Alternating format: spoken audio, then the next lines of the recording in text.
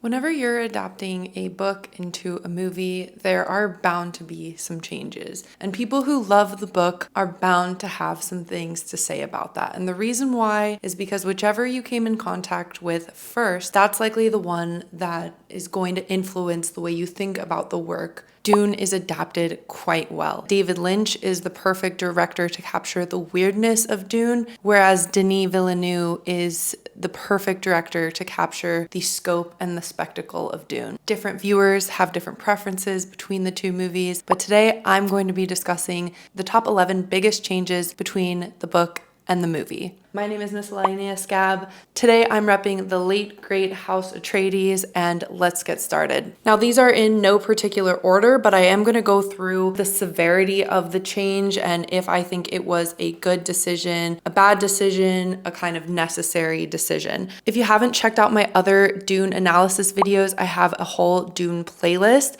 so please go check that out on my channel. First thing that they changed significantly was Jessica's character, and I would say Jessica's evilness, quote unquote. Jessica is a Bene Gesserit, and the books really get way more into what it means to be a Bene Gesserit. Some say the Bene Gesserit are a necessary evil. Some say that they're just plain evil, but I think if you can say anything about Jessica, it's that she really upholds the calm, cool, and collectedness that is inherent in a Bene Gesserit. If there's one thing about Jessica, she is going to think before she acts. And now I know she broke some of her Bene Gesserit vows by having a son with Duke Leto. In the movie, they made her way more of this opportunistic, evil mastermind who, once having drank the water of life, just became this like evil person who only serves to manipulate the Fremen. She's kind of having this strange dialogue with her unborn child Alia, and is even kind of convincing Paul to lean into the jihad, and Paul is the one who is unwilling. This is completely different from how Jessica was represented in the books. In the books, it is Jessica who counsels Paul time and time again not to become this messiah-like figure, not to use the religious angle to get what he wants politically. On the scope of changes, I don't like what they did with Jessica. Overall, with a lot of the female characters in Dune, as a way to appear more progressive or woke, they actually did the opposite, which was make these female characters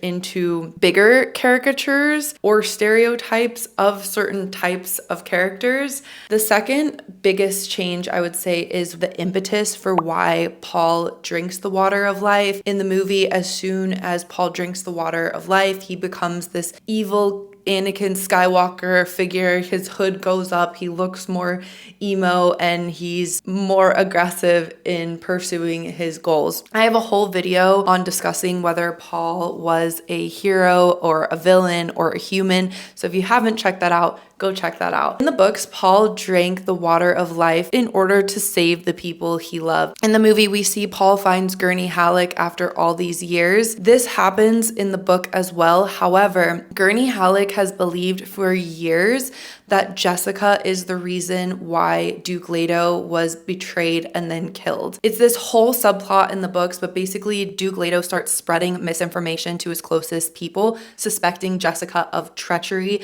as a way to kind of sniff out the rat, aka Dr. Yui. Once Gurney Halleck, who already hates the Harkonnens, hates the Harkonnens, sees the destruction that ensues, he doubles down on his hatred for the bitch witch Jessica, and he wants to kill her basically as soon as he lays his eyes on her. Paul, in all his prescient, spice-infused glory, cannot believe that he was unable to see such a danger and a threat to his own mother. Why he kind of goes in secret and drinks the water of life and almost dies. Actually, he's in a coma for like 3 weeks. The next biggest change is Cheney. I've talked about this a lot. So in a similar vein to Jessica, I think that they actually took the nuances of these characters in the book and made them more like extreme yet opposite versions of these like female bad bitches. In the books, Cheney is actually just as religious as Stilgar.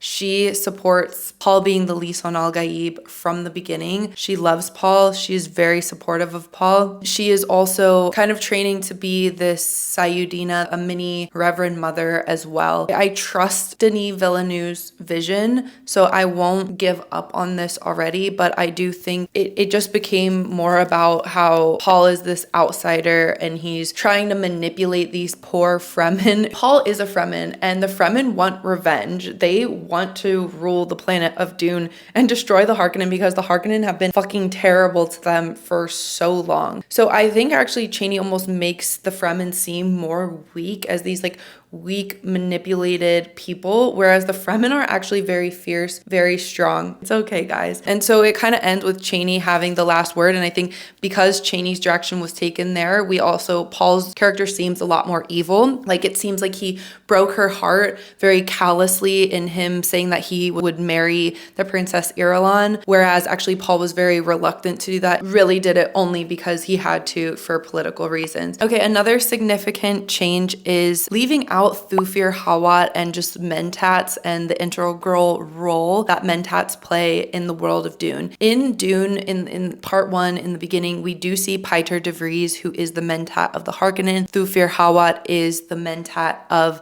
the Atreides house. These are essential people to have as political advisors because they have been specially trained for their minds to function like computers. They are brilliant strategists. They don't forget things. They are capable of computing large sums in their head. We never find out what happens to Thufir Hawat. In the book, Piter de Vries dies when Leto explodes his tooth. Thufir Hawat is captured by the Harkonnen. The Harkonnen then administer this poison to Thufir and kind of give him the antidote daily as long as he basically agrees to work for them because Thufir is that valuable of a resource. We start to see that Thufir retains his loyalty to House Atreides and is instructed to kill Paul with a poison needle, but actually ends up killing himself, making the ultimate sacrifice for our boy Paul. I think that shows how deep the Atreides loyalty runs in the people who work with them. I'm not like pissed about that change. I get it. The books will naturally have more time to world build and to represent certain characters like the guild, the spacing guild. I don't think the movie necessarily doesn't work because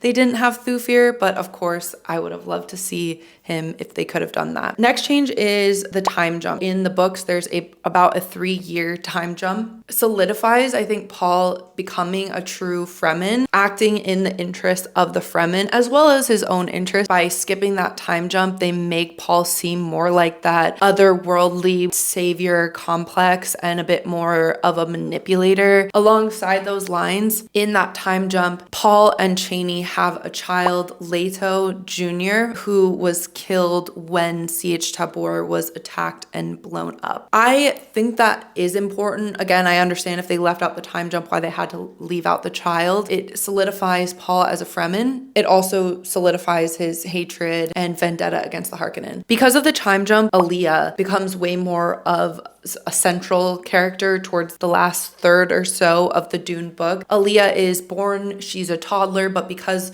her mother drank the water of life when she was pregnant with her, Alia was born sentient, if you will, with the genetic memory of the other Reverend mothers. So she never cried as a kid. She unsettles a lot of people. She's able to speak in kind of fluent, prophetic sentences. I do think they did a great job of representing Alia's strangeness as her speaking to her mother in the womb. This is one of the changes that the movie handled very well, because having like a talking, sentient, fully conscious genetic memory toddler is kind of hard to pull off and not make look corny and weird. Now, this brings us to another change, which is Baron Harkonnen's death. In the books, it is Alia who kills Baron Harkonnen. She calls him grandfather and bops him with the Gom Jabbar poison needle, and he dies. I also agree with the change that the movie made. I think that Baron Harkonnen trying to hike his obese ass up those stairs to get the throne, like that's gonna make a freaking lick of a difference at this point. Okay, now other two minor changes. These are character-based changes. In the books, Stilgar is way less cartoonish and fanatic. He does believe that Paul is the least on Al Gaib, but he's much less memeable, shall we say. Stilgar is an incredible leader. He's a Fremen Naib. He is fierce. He supports Paul. He becomes that fanatical element towards the very end. But I feel like in the movie, they made him just be a little more silly. Now, I appreciate that change for the memes. I do think it added a bit of a comedic effect.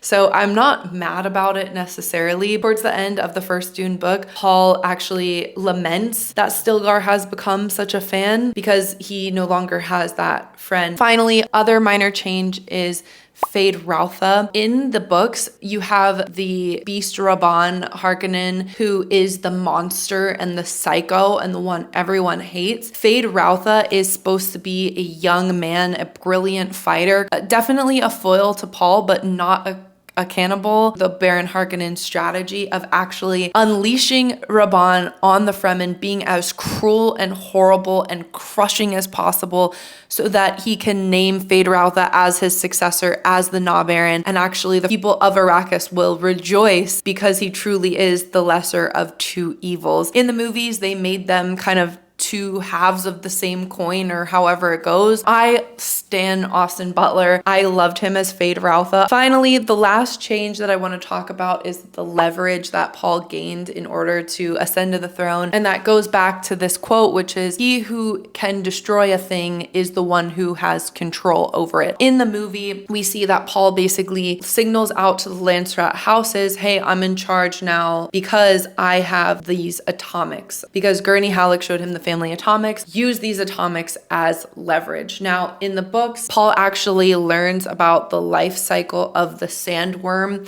and realizes that after drinking the water of life, that it's complicated, but there's sand trout and there's sandworms, and basically the worm life cycle is responsible for the production of spice. Because he learned how to destroy the spice production, the Spacing Guild was like, okay, you got us. The Spacing Guild, not only are so many rich people addicted to spice, remember spice is like cocaine and oil. So many rich people are addicted to it, but also it's absolutely vital for a spacefaring population. If the spice production was blown up, the clocks would reset. Everyone would stay on their planets isolated. There'd probably be this huge economic crisis and trade shortage, and then they'd have to rebuild from essentially zero. That's my list for you. Those are the biggest changes from the Dune book to both of the Dune parts 1 and 2. Let me know what you think in the comments. Did you agree with these changes? Did you disagree with these changes? Were there other changes that they made that you didn't like? Let's get the discussion going respectfully. I will see you very soon with some more